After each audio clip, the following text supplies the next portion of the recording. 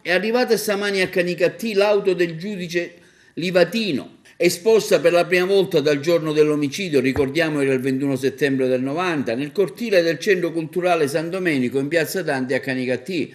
L'auto è stata dichiarata bene di interesse culturale nel 2017, affidata ai carabinieri della compagnia di Canicattì dall'anziano Angelo Terrana, a cui è stata lasciata in eredità dal papà del giudice, un uomo di Canicattì molto vicino alla famiglia Livatino che l'ha parzialmente restaurata e l'ha tenuta finora gelosamente custodita in un garage che in origine era proprio del Livatino, che si trova alle spalle della casa del giudice Beato, a mobilitarsi per fare in modo che l'intera provincia di Agrigento, ma anche gli abitanti dell'isola, potessero vedere quella piccola utilitaria quotidianamente utilizzata dal giudice per fare la spola tra Canicattì e il Tribunale di Agrigento.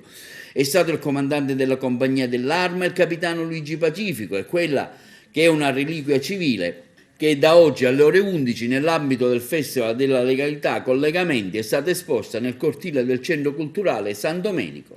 Sentiamo la testimonianza dello stesso Angelo Terrana. Terrana Angelo, nato a Catania 31/3/1930, ho 91 anni e 6 mesi. Da quanto tempo custodisce l'auto del giudice Livatino?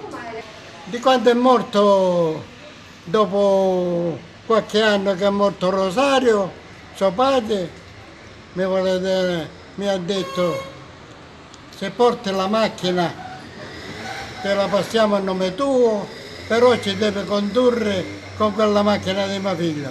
Io non ho avuto il coraggio, E non l'ha mai guidato? sì, con la macchina di Rosario non ci cammina. E allora dice, mi tocca pagare la tassa.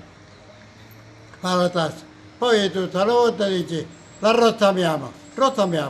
Abbiamo rottamato e la polizia di Agrigento gliel'ha dato all'avvocato Livatino e quello l'ha dato a me. Una giornata emozionante e straordinaria per Canicattì e non solo, avere l'onore di esporre la Folk Festa del giudice Livatino all'interno del centro culturale.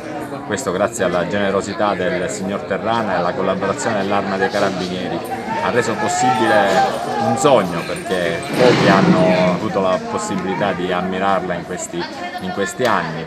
In questa occasione, nell'ambito di Festival Collegamenti, in onore dei giudici Livatino e Secca, è la giusta sede per onorarne la memoria del Beato Rosario Livatino e quindi per dare la possibilità a tanti nostri concittadini di poter visitare il centro culturale e rivedere la macchina guidata quel tragico giorno da Rosario Livatino.